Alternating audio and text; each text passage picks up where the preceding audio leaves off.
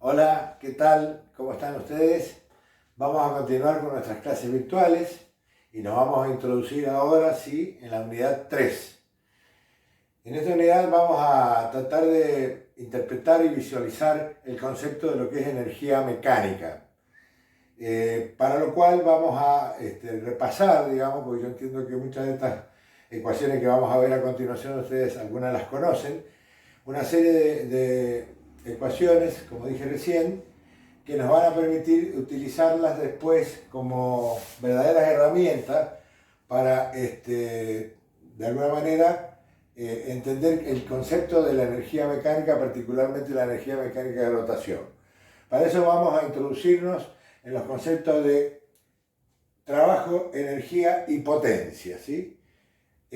A continuación vamos a ver primero lo que es el trabajo de traslación. El trabajo de traslación es sencillamente el trabajo para lograr el movimiento que hace una fuerza para trasladar un cuerpo de un punto a otro, ¿no es cierto? Por ejemplo, acá vemos que tenemos un cuerpo el cual está sometido a la acción de la fuerza F que lo va a trasladar a lo largo de toda esta distancia, desde un punto inicial hasta un punto final, ¿sí? La condición es que la fuerza se mantiene constante durante todo el trayecto. Por definición, trabajo es el producto de una fuerza por una distancia, ¿sí? W lo hemos designado con esta letra, podríamos haber utilizado cualquier otra, por ejemplo L de laboro en italiano o T de trabajo en castellano, pero para no confundirlo con otras magnitudes vamos a adoptar la letra W para designar al trabajo. Fíjense que el trabajo realizado, digamos, demandó una cierta energía, ¿sí? Es decir, que para poder realizar ese trabajo tuve que gastar o consumir una determinada cantidad de energía. De ahí que el concepto de trabajo sea, digamos, lo mismo que el concepto de energía. Trabajo y energía son la misma cosa, en definitiva, ¿no? Si tenemos que en el sistema técnico la fuerza se mide en kilogramos fuerza y la longitud se mide en metros, la unidad de trabajo ahora va a ser el kilo por metro, que lo vamos a denominar kilográmetro en el sistema técnico. Mientras que en el sistema internacional la fuerza sabemos que se mide en newton, la distancia en metros, por lo tanto la unidad de medida será el newton metro o joule. Y en el sistema inglés será la unidad de medida de fuerza, que es la libra, por la unidad de medida de distancia, que es la libra, que es el pie. Por lo tanto, la unidad de medida de trabajo será libra-pie. Bien, dicho esto, el concepto de trabajo nos va a referir a otro concepto nuevo, que es el de la potencia. Dado que este trabajo yo lo puedo realizar en distintos tiempos, ¿sí? Lo puedo realizar rápidamente o lo puedo realizar lentamente. Al final, la energía entregada para realizar ese trabajo va a ser siempre la misma. La diferencia está en que lo hice más rápido o lo hice más lento. Entonces, si refiero, digamos, el trabajo a la cantidad de tiempo que empleé, ¿sí? Voy a tener que aparecer el concepto de potencia, que lo vamos a denominar con la letra N, que va a ser igual al trabajo sobre el tiempo que insumió la realización de ese trabajo. Reemplazando valores, tenemos que la potencia es igual a F por B, ya que L sobre T es la velocidad. Es la velocidad con la que se ha desplazado el cuerpo desde un punto hasta el otro punto, ¿sí? En el sistema técnico, entonces la potencia quedará medida por kilográmetros en la cantidad de segundos que llevó o demandó la realización de ese trabajo, o sea, kilográmetros sobre segundo. Y en el sistema internacional será la unidad de medida de trabajo sobre segundo, lo cual equivale a un vatio. Si tenemos en cuenta que cada 75 kilogramos por segundo tenemos un caballo vapor, ¿sí? No se olviden de esta cifra, por favor, de esta magnitud. Un caballo vapor es igual a 75 kilogramos por segundo, sistema técnico. Por lo tanto, entonces, finalmente, la ecuación del trabajo en el sistema técnico, digamos, va a quedar determinada por F por B sobre 75, medida así ya en caballos vapor. Bien. Bueno, el trabajo lo podemos, digamos, interpretar como el desplazamiento de un cuerpo a lo largo de un camino. En este caso que acabo de explicar, el camino ha sido una trayectoria rectilínea. Veamos qué pasa cuando la trayectoria que va a recorrer el cuerpo es circular. Supongamos que tengo una partícula en el punto A, ¿sí?, a la cual le ejerzo una fuerza F, también condición que F sea constante. Producto de esa fuerza, la partícula se va a desplazar del punto A hasta el punto A'. Si analizo ese momento de desplazamiento, ese movimiento que ha hecho desde A hasta A', voy a tener que la partícula se ha desplazado un arco que en términos diferenciales, digamos, es un diferencial L, es decir, o infinitesimales. Estoy analizando un pequeño recorrido de la partícula, ¿sí?, un diferencial L. Puedo escribir entonces, como lo escribimos allá para el caso de el trabajo con una trayectoria rectilínea, que un diferencial W de trabajo va a ser igual al producto de la fuerza por un diferencial L del recorrido, pero ya en una trayectoria circular. Por trigonometría, ustedes recordarán que el arco es igual al radio por el ángulo desplazado, en este caso desde A hasta A'. O sea que vamos a tener que nos queda que diferencial de trabajo es igual a F por R por diferencial alfa, siendo alfa el ángulo que se desplazó la partícula desde el punto A hasta el punto A' medido en radianes.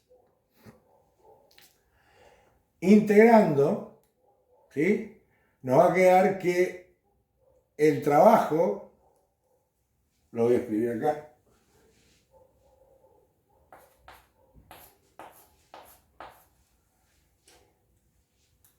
integrando los dos miembros anteriores, el trabajo va a ser igual al producto de la fuerza por el radio por el ángulo alfa medido en radianes.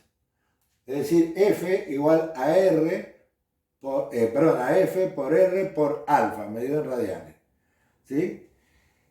Y acá aparece un nuevo concepto que me interesa que ustedes lo fijen, que es el concepto de momento torsor. ¿Sí? F por R se denomina momento torsor. O sea que el trabajo finalmente va a ser igual al momento torsor por el ángulo que se desplazó o recorrió, digamos, en este caso el cuerpo o la partícula en la trayectoria circular. Momento torsor, para que ustedes lo interpreten de una manera más gráfica, digamos, es, digamos, un giro que hace la partícula al estar sometido a una fuerza de carácter tangencial, como la que vemos en la figura. Es decir, se ve que al aplicar esta fuerza la partícula va a tender a girar desde A hasta A'. Es decir, se ha producido un esfuerzo, digamos, de carácter mecánico, una rotación, una energía de rotación que hace que la partícula vaya desde A hasta B. Bueno, podemos decir que este esfuerzo, momento torsor, digamos, es este que vemos acá, que es el producto de F por R. Bueno, dicho esto, interpretado el concepto del momento torsor, que después lo podemos seguir charlando en las consultas, podemos también aquí, como lo hicimos en el caso anterior para la trayectoria rectilínea, definir el concepto de potencia.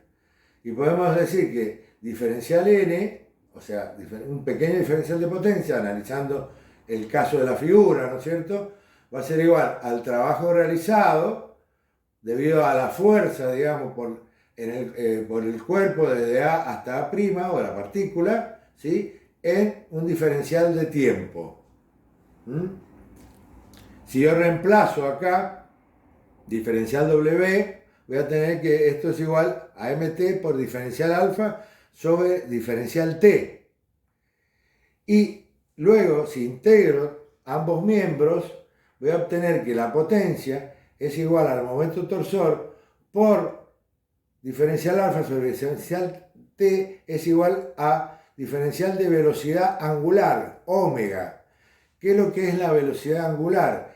Es la velocidad, digamos, del punto A hasta el punto A', digamos, medida en un determinado tiempo, es decir, lo que tardó en recorrer el punto A para llegar hasta el punto E, este diferencial L, medido en un determinado tiempo, pero medido en ángulo, no en trayectoria.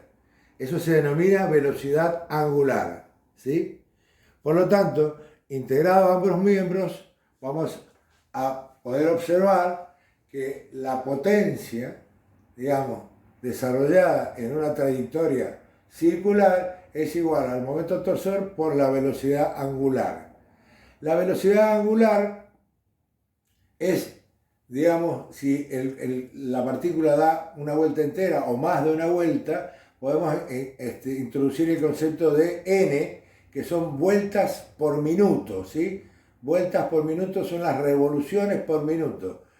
Y de esta manera podemos obtener la potencia para toda la cantidad de vueltas que dio la partícula A alrededor de su eje, del eje de su trayectoria.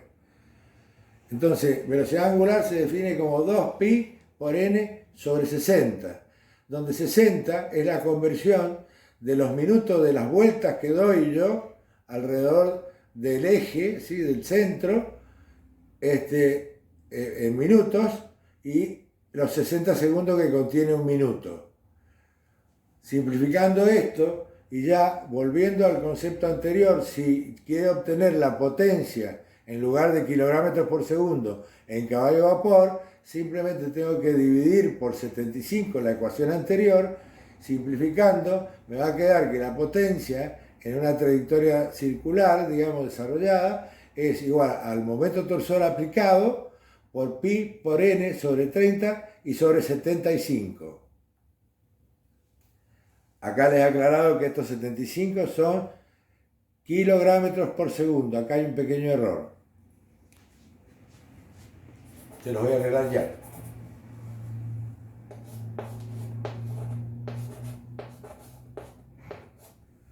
Kilogramos por segundo por cada caballo de vapor.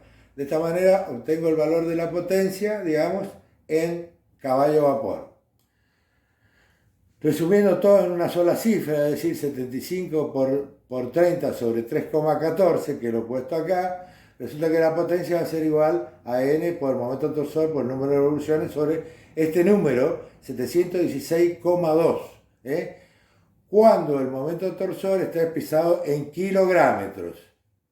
Si estuviera expresado en kilogramo-centímetros, este número pasaría a ser 71.620. A veces los pueden encontrar en los libros con ese valor. Eso significa que el momento torsor está medido en vez de kilos, en gramos. Bien. De aquí, si despejo el momento torsor, me va a quedar que el momento torsor al que está sometido, digamos, un cuerpo o una partícula de, por ejemplo, un eje, ¿sí?, que gira alrededor de un punto, va a ser igual a 716,2 por la potencia que está aplicada a ese eje para que gire y dividido el número de revoluciones a las cuales está girando. Esto en kilogramos. Fíjense que el momento torsor es igual a F por R también. De manera que con esta ecuación fundamental, que la van a tener que incluso fijar en la memoria, yo diría que como ingenieros para siempre, nos permite calcular, por ejemplo, el momento torsor al que está sometido un eje o una pieza que gira, digamos, si conocemos la potencia que está transmitiendo ese eje o esa pieza, y si conocemos el número de revoluciones a las cuales está girando. Y también nos permite, por otro lado, conocer, digamos, la fuerza o el radio si conocemos los otros valores. De manera tal que esta ecuación nos permite conseguir, digamos, el valor de alguna incógnita de las que están acá, conociendo las demás. Si, por ejemplo, quiero calcular el valor de la fuerza y conozco el momento torsor y conozco la potencia y conozco el número de revoluciones, lo puedo despejar de acá directamente, ¿sí? También el radio de la pieza o el eje que está girando. Finalmente, y volviendo a la ecuación primera que escribí acá, podemos también, para hacer otro uso, digamos, de estas ecuaciones, reemplazar el valor del momento torsor por F por R en la ecuación anterior, ¿sí? En esta. De manera que nos va a quedar F por R por W, o sea, por omega, y R por omega es la velocidad tangencial, digamos, a la cual se está moviendo la partícula, con la que se está moviendo la partícula del punto A. Por lo tanto, podemos decir que la potencia es igual a F por V sub T, porque V sub T, la velocidad tangencial, es igual a la velocidad angular por el radio. También tienen que recordar estas ecuaciones que yo estimo que ustedes ya las conocen porque las deben haber visto en física, del pre o de la escuela secundaria. Bien, finalmente, si divido a F por V sub T por 75, voy a obtener la potencia en caballo de vapor, ya que acá, en esta ecuación que está dada por F por la velocidad tangencial, la voy a obtener en kilogramos sobre segundo, ¿sí? La velocidad tangencial, para los que no tienen a lo mejor cercano, digamos, el conocimiento de lo que significa, es la velocidad periférica que desarrolla la partícula. Por ejemplo, lo escribí acá, V sub T, es la velocidad periférica que desarrolla la partícula a lo largo del recorrido circular por el cual transita. Es una velocidad tangencial porque justamente es un vector que va siendo siempre tangente a la trayectoria circular. La velocidad angular es, como diferencia de la velocidad tangencial, es la cantidad de grados o el ángulo que va variando la partícula a medida que se va moviendo, para que diferenciemos claramente los dos tipos de velocidades. Bueno, con estas ecuaciones, que no están, digamos, en ningún apunte, la van a tener ahora ustedes en este video, graficadas claramente, me parece, acá en este pizarrón. Nos vamos a manejar para resolver y encontrar todos los, digamos, aspectos vinculados, digamos, a la necesidad de conocer o bien la potencia puesta en juego en un mecanismo, por ejemplo, o bien el momento torsor al que está sometido alguna parte de ese mecanismo que gira, bien, o conocer también el número de revoluciones en la que está girando. En el práctico número 5, que es el que viene a continuación de esta pequeña introducción, digamos, después, vamos a utilizar todas estas ecuaciones que acabamos de visualizar en este video tan rápidamente. Bien, con esto por ahora, después lo vamos a seguir conversando cuando entremos en el práctico. Ustedes van a tener que recordar esta fórmula, así que tomen nota de todo lo que está escrito acá. Lo pueden encontrar en cualquier libro de mecánica o de física. Yo he hecho una especie de síntesis simplificada, porque me interesa finalmente que fijen algunas ecuaciones importantes, como es la del trabajo, la de la potencia en el recorrido lineal, en este caso cuando esté dividido por 75, recuerden que es por esta razón, siempre nos va a dar en caballo de vapor. La de la potencia también en el caso de una trayectoria circular, ¿sí? Y el momento torsor también, en el caso de una trayectoria circular.